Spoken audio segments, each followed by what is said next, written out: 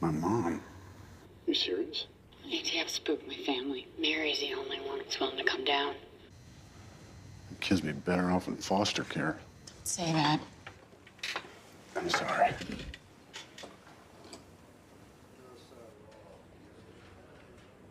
Stella said the club thinks you turned on him.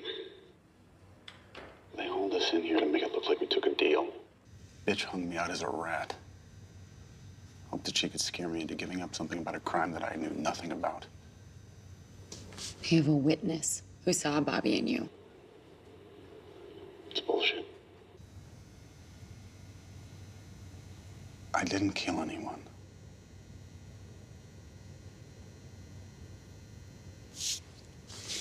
They can give us a chance to start over. Oh, shouldn't we look at that for the kids?